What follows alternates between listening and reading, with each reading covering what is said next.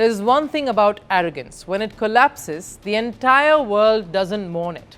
It smiles, shrugs, and says, "I told you so."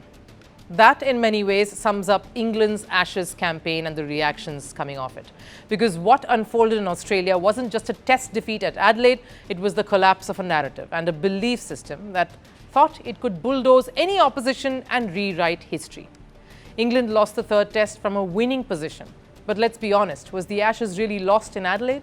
Or was this outcome written long before the first ball was even bowled? Because rarely do you see what's branded the weakest side defeat the strongest England team in 15 years.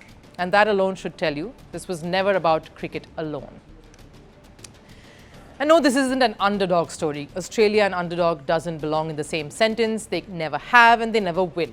This is about England and England's belief that they could simply walk into Australia, play their brand of cricket, ignore history and the conditions and walk back home with the urn.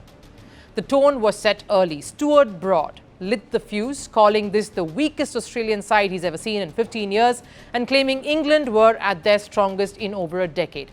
So when Australia wrapped up the series in ruthless manner, with 2 more tests still to go and a possibility of a whitewash still staring at us, that quote didn't just age badly, it swung like a boomerang and hit the entire English setup square in the face. Because when Australia win, they remind you of every word that's been uttered, every mockery made, and every assumption that was floated.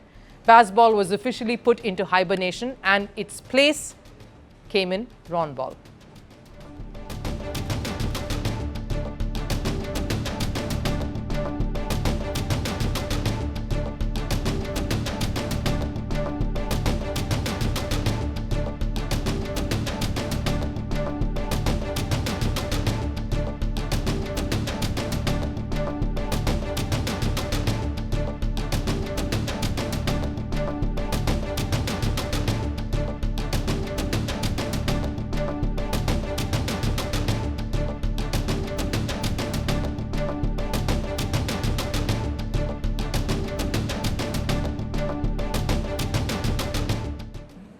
And the taunts didn't stop with Australia. Former India captain Rohit Sharma, in his trademark understated roguish style, landed a bit of a cheeky punch of his own right there, because this wasn't just an Ashes loss.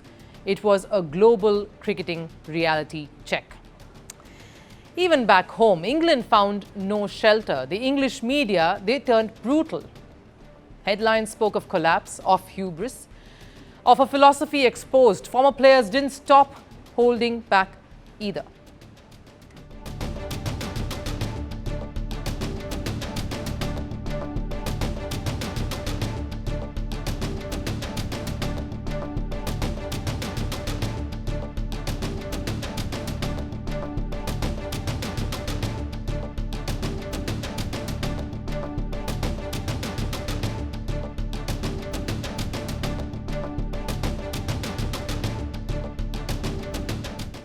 And the reason was painfully obvious, this attitude that nothing anyone said or nothing of what was going on in terms of the results really mattered.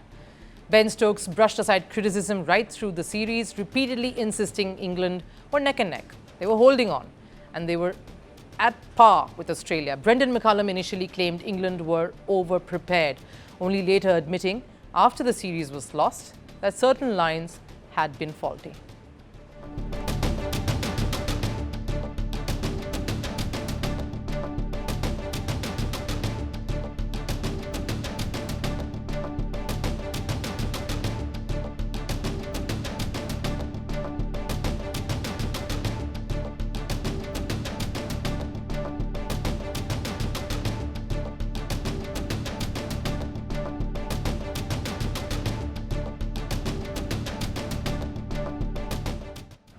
But here's the key question. Did this defeat humble England?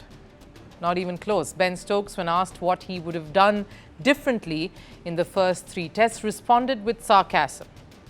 Sarcasm is entertaining, but it doesn't erase humiliation. And this has been England's problem all along. They don't reflect, they deflect. Yes, Stokes showed fight in Adelaide, but leadership isn't about intent. It's about execution as well. Jamie Smith and Will Jacks had England in control. Though it shouldn't have come down to these two in the first place, a full session still remained. This was the moment to grind, to absorb pressure, to play Test cricket. Instead, England crumbled. Mitchell Starc gave that breakthrough, an error on the part of Will Jacks mixed with one searing delivery, and that was that. England taunted systems and methods. But here's what methods have produced. 6 World Cups, 1 T20 World Cup, 2 Champions Trophy titles, 1 World Test Championship. And here's the irony. The same England side claiming to redefine Test cricket hasn't even qualified for a WTC final, not once. Australia, 2 finals in 3 cycles, champions once, results not rhetoric. So maybe before declaring themselves custodians of Test cricket, England should first try to rediscover their own philosophy. Yes, the ECB continues to back McCullum and Stokes. No leadership clear-out is planned. But the clock is ticking because Australian media has already written Bazball's obituary. And maybe England should give it a read. Want the facts? The latest developments? News that gets straight to the point. Well, we've got all 3 just for you. This is Firstpost Live, a brand new show, your window into what really matters. Don't miss it.